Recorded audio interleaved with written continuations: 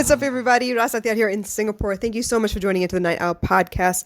And I'm really, really glad you're here because I feel like I have like a group of people that I can talk to, even though I am talking into my phone. But I do enjoy these moments where I get to sit down and reflect and kind of share with you the things that I have learned throughout the day or the week. COVID has definitely brought out a lot of emotions, and it's helped me to understand humanity a little bit more, even. And I don't know, it's just been very, very eye-opening and humbling to continue having these counseling sessions with people, helping people to understand where they are, what they're doing, how to make sense of the chaos that is their world. Because let's face it, all of us have so much chaos. And one of the things that keeps actually popping up is most people will come to me trying to get ideas or answers or solutions as to how to change the people in their lives. And most normally, they get to a point with me when they've been speaking to me for a while where they realize, okay, this woman's not going to budge, and she keeps asking me to think about myself a little bit, mostly because it's not within my control to handle anybody else, to take care of anybody else, to change anybody else. It's all up to me to evolve myself, to understand a little bit more from my own standpoint, from my own point of view.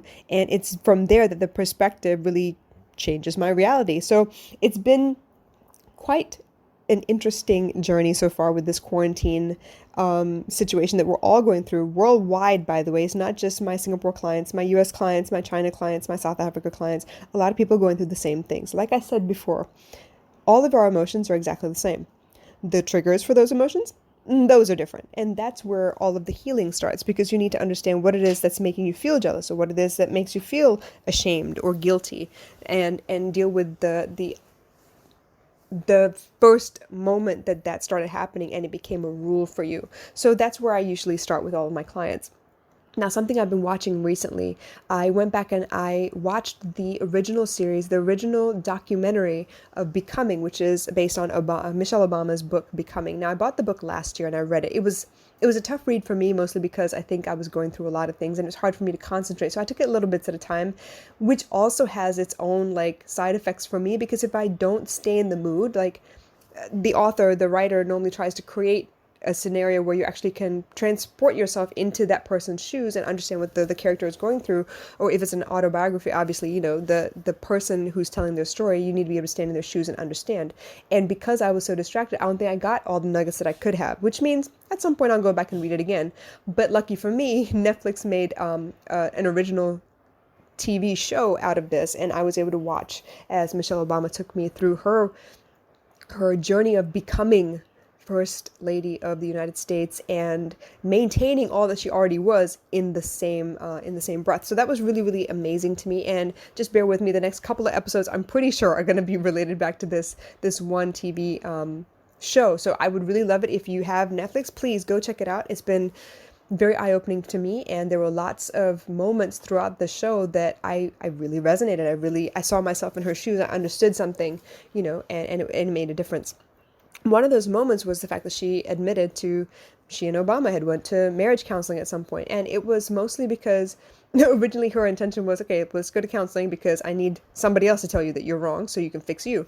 But what ended up happening, which is so often the case when I talk to my clients, is they realize that there's something about themselves that they can change that would actually help the other person change as well. So it's like, you change first and you get comfortable with your change. And then when you're comfortable with your change, people tend to realize you've changed and they will naturally change themselves. So it's almost like a ripple effect, but it starts with you. So with that idea in context for you, I wanted to talk about the fact that we're not here to fix nobody else. You can't. There's no possible way, because to be able to fix somebody else means you need to be able to get inside their head and hear all their thoughts and see all the things that they see and remember all the stimuli that have shaped them to be who they are at the moment. And then, you'd have to live a whole other life to be able to do that. We don't have that kind of luxury. Parallel universes, I'm sure, exist, but we can't, just time, space, jump, whatever, to do all of those things. So the things that are within our control are our thoughts, our behaviors, our belief systems. And we are allowed to upgrade our belief systems. We don't have to take the beliefs our parents gave us and run the rest of our lives with that same belief.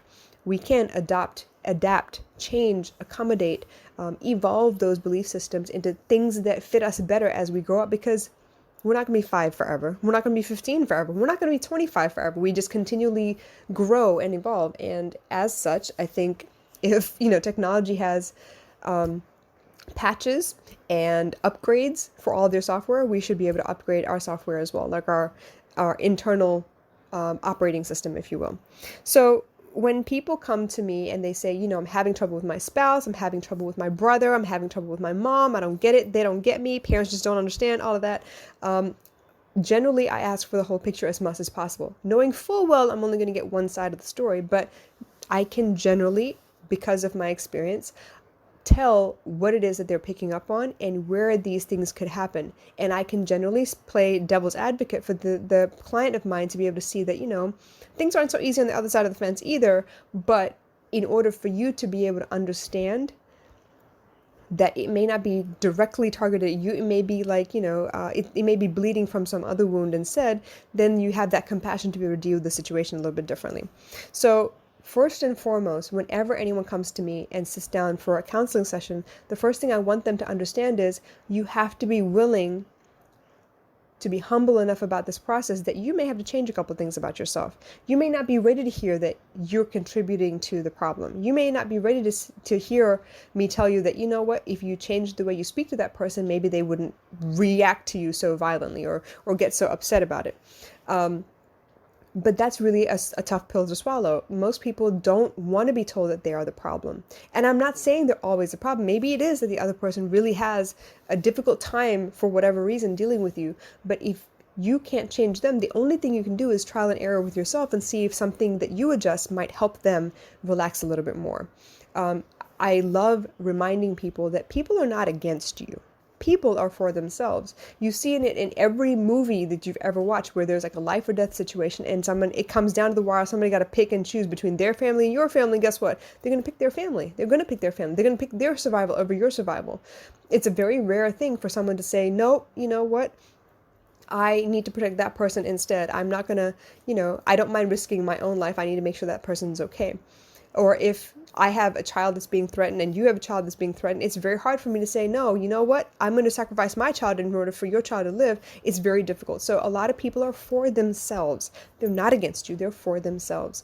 And it's a very, very tough pill to swallow. Like I said, for you to come to someone who you're hoping will agree with you and you're asking them to be objective and tell you exactly what you need to be focusing on, what the real truth of the situation is, so that you can effect some real change.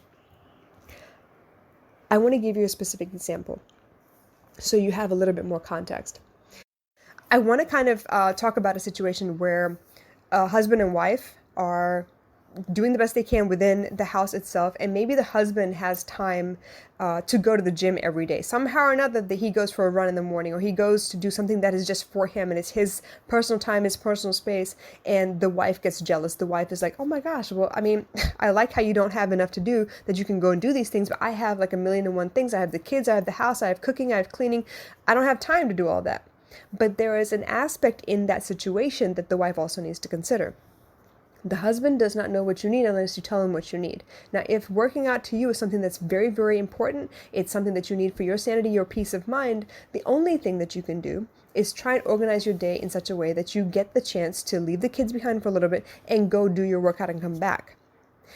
But with kids, you need someone to supervise the kids. Now, if you don't tell your husband you need this time, and you don't work together on where he could basically step in to provide the support for the kids so that you can have your time to yourself, you're not going to be able to schedule that time. It's going to feel like, oh, he gets to do whatever he wants, I don't get to do what I want. But if you don't tell him what you need, he can't help you. He doesn't have the capacity to, by osmosis know what you need suddenly and then be able to step in, or at least tell you if he can step in, or maybe both of you come together on a mutually helpful decision on how this can happen. So a lot of times, ladies, we're very, very good about, knowing what we need, but not really communicating what we need.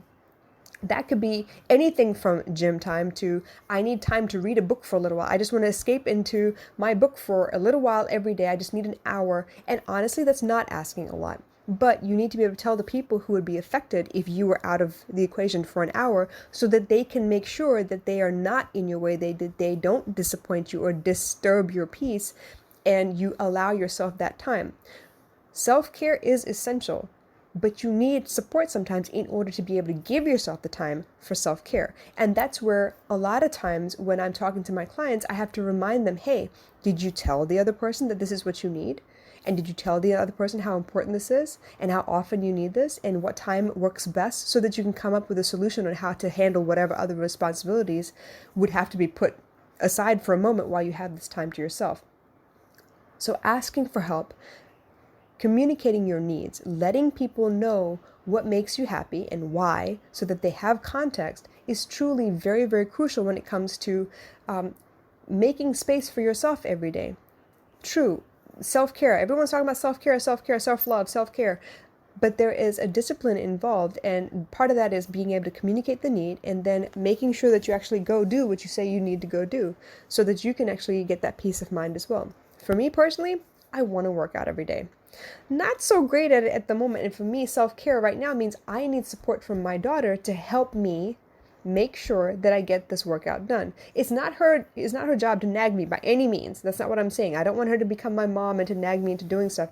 But I need her to know, if I say, hey, I'm going to go work out, she knows that for an hour, she needs to either play with her Legos or finish some of her work. And then when I'm ready, she can actually come and talk to me. We can hang out the rest of the day. It's only for an hour, and she knows how to read the time enough so we can provide support for each other. Now, she's told me that she wants to be the top of her class by the time she gets back to doing her schoolwork. And I know what she means by that. It's not one of those once in a moment, I feel like this kind of situations. She really does want to be much better at math and much better at English and much better at Tamil.